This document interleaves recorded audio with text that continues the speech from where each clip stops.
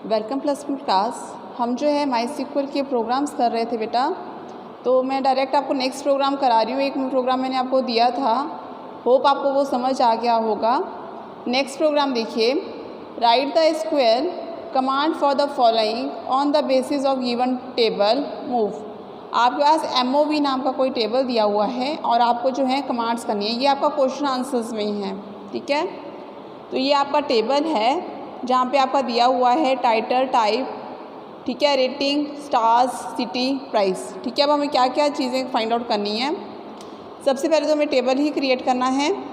Table create करने के लिए आपको मैंने बता रखा था, use class, create table, then उसका जो भी तुम्हारा फर्स्ट फील्ड है उसका नाम, देन इंटीजर, देन टाइटल, फिर उसके बाद करैक्टर की में कितनी वैल्यूज़ लेनी है वो, फिर उसका टाइप, देन रेटिंग, उसका data type, then data type की वैल्यूज़, स्टार, फिर अगेन डाटा टाइप की value, then quantity, next field, उसका डाटा टाइप इंटीजर में लिया हुआ है, उसकी वैल्यू ले लो। ये आपकी चॉइस रहती है, तुमने लेनी है या नहीं लेनी है।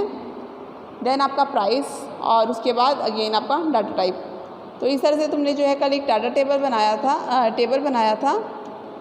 और टेबल के अंदर तुमने वैल्यूज़ को इंसर्ट किया था। वैल्यूज़ इंसर्ट करने का मेथड सेम रहेगा, इंसर्ट इनटू टेबल का नाम प्लस वैल्यूज़, और उनको तुमने डबल कोट्स में डालना है। इसका जो है ये सेम एज इट इज़ है जो हमने कल किया था। आज मैं इसमें तुम्हें जो नेक्स्ट क्वेरी रहेगी उसके बारे में ही बताऊंगी। प्रोग्राम हमारा सेम रहेगा। इसके जो नोट्स हैं, इसका जो क्लिक है वो मैं तुम्हें तुम्हारे गूगल क्लासरूम में दे दूँगी। क्लियर है।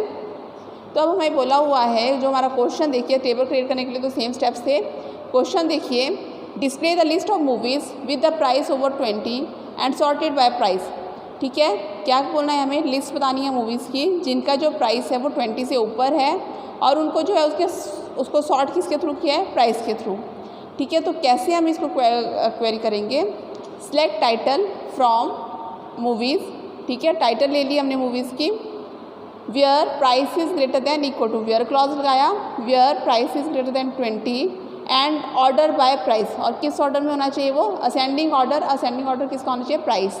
तो आगे आपका आ गया select title from table, table का नाम क्या टेबल था आपका, मूव नाम का टेबल था, where price is greater than 20 and order by price, ठीक है।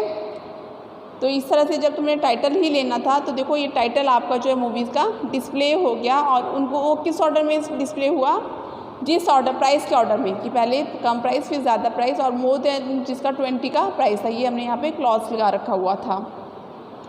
नेक्स्ट है, display all the movies sorted by quantity in descending order. सारी की सारी मूवीज़ को डिस्प्ले करना है और किस में, डिसेंडिंग ऑर्डर में। तो select title from move order by quantity descending, DESC, descending order में लिखना है तो हम सिंपल डिसेंडिंग के लिए ये लिखते हैं। असेंडिंग में आएगा तो सिंपल आएगा ऑर्डर बाय प्राइस, सिंपल है, ठीक है। और जब डिसेंडिंग में आएगा ऑर्डर बाय, देन पहले किसके थ्रू ऑर्डर निकालें, क्वांटिटी के थ्रू, क्वांटिटी का नाम, then descending. Select title from move order descending, clear है।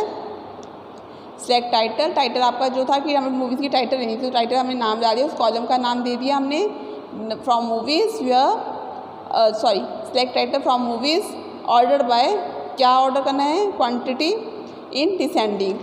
क्लियर है ये चीज़ आपको। तो देखो ये आपकी जो टाइटल था, टाइटल हमारे पास फर्स्ट था तो इसके अकॉर्डिंग जो है हमारे पास वो चीज़ डिस्प्ले हो रही है।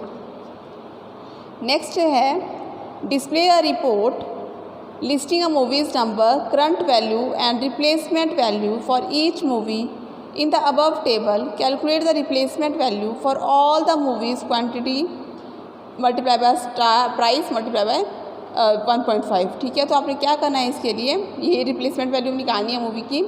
सिलेक्ट कौन कौन चीज़ें हमने सेलेक्ट कर ली, select quantity, price and quantity, ठीक है।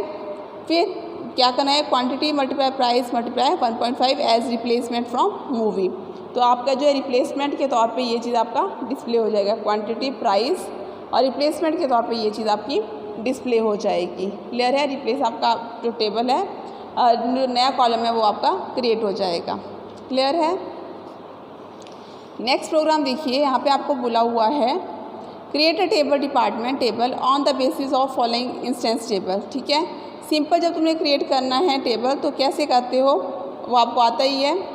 आपके पास ये वैल्यूज़ दे रखी हुई हैं, column name, ID name, data type दे रखा है, उसका लेंथ दे रखी है, नंबर्स दे रखे हुए हैं डाटा टाइप के कितने लेने हैं, और नेम के जो है नंबर्स आपको दे रखे हुए हैं। तो तुमने क्या करना है, इस चीज़ को देख के, ये आपके पास क्वेश्चन दिया हुआ है कि इस चीज़ को देख के आपने उसके लिए कोडिंग लिखनी है। तो तुमने क्या किया, यहाँ पे तुमने कर दिया क्रिएट टेबल, यूज़ क्लास, ठीक है, डाटाबेस बना दिया था हमने, क्लासेस नाम का यूज़ क्लास किया।